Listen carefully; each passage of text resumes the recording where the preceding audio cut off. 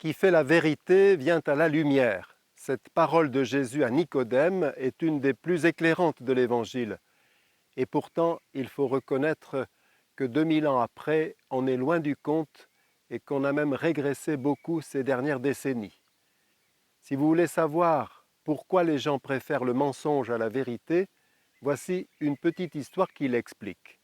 Un jour, le mensonge et la vérité se sont rencontrés. « Bonjour » a dit le mensonge. « Bonjour » a dit la vérité. « Le temps est beau » dit le mensonge. Et la vérité est allée vérifier, en effet, le temps était splendide.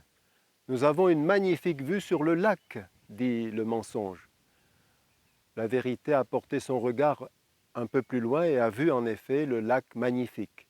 Alors le mensonge a couru jusqu'au lac, il a touché l'eau du lac et a dit « L'eau est tiède, une température idéale pour y piquer un plongeon ». La vérité l'a suivi et a vérifié qu'en effet, l'eau du lac était merveilleuse. Tous les deux ont enlevé leurs habits et se sont plongés dans le lac. Un peu plus tard, le mensonge est sorti et il a pris les habits de la vérité. Quand la vérité est elle-même sortie, elle n'a pas osé prendre les habits du mensonge. Et elle est allée ainsi toute nue. Et elle a fait peur aux gens. Elle a dû se réfugier au fond d'un puits. Depuis ce jour, les gens préfèrent un mensonge déguisé en vérité à la vérité toute nue. En clair, ils préfèrent un mensonge qui arrange à une vérité qui dérange. Le pire est peut-être dit dans ce petit conte africain. Un jour, une hyène trouve le cadavre d'un chevreau. Vite, elle s'empresse de le porter dans sa tanière quand arrive un troupeau de hyènes. Alors, elle va à leur devant, elle se met sur le bord du chemin, elle fait semblant de bâiller et de rôter. Les autres comprennent qu'elle a dû faire un merveilleux repas et la hyène leur explique qu'en effet, vous ne savez pas la nouvelle encore. Dans le village là-bas, ils ont tué beaucoup d'animaux, les cadavres se sont amoncelés, il y a de la nourriture pour longtemps. Aussitôt, les hyènes ont fait demi-tour et sont partis à toute allure vers le village.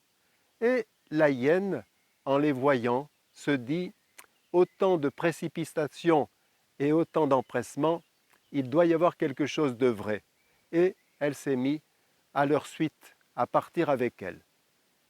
Alors vous me direz, il y a quand même différence entre une tromperie calculée, orchestrée, et puis un petit aménagement de la vérité pour favoriser le vivre ensemble et ne pas faire de vagues. Eh bien, Don Dismas de Lassus, qui est prieur de la Grande Chartreuse, a écrit un magnifique livre où il démontre que les dérives de certaines communautés actuelles ont commencé le jour où on a finassé, où on a dit un petit mensonge comme ça pour ne pas faire de vagues, pour ne pas gêner le vivre ensemble.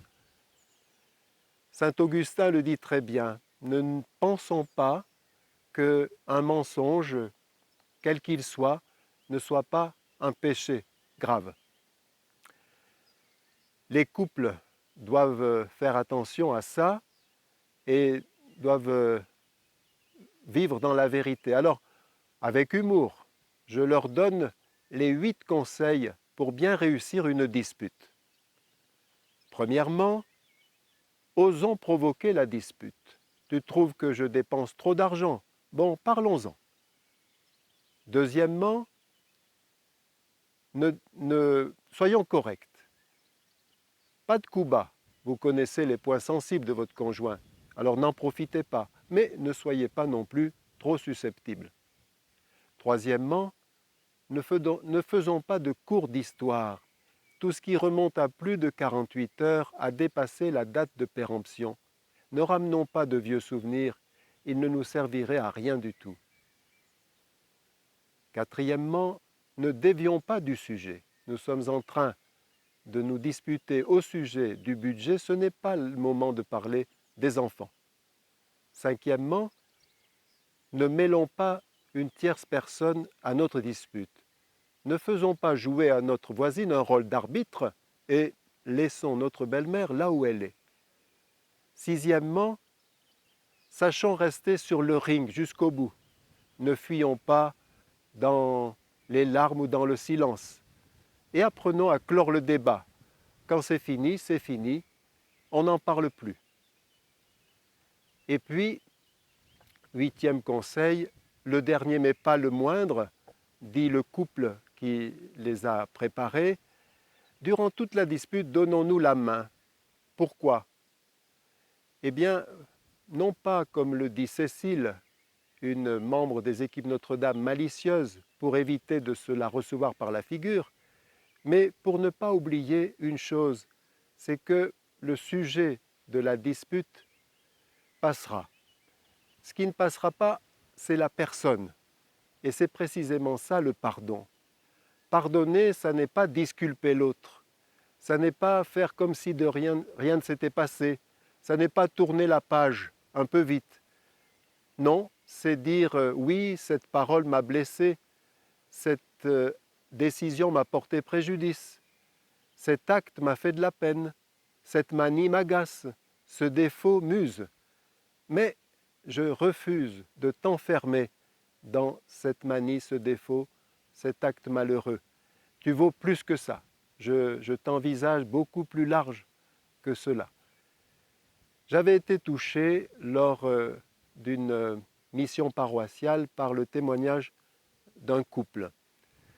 C'était une mission prêchée par les jeunes de Théopolis, la branche jeune du Verbe de vie.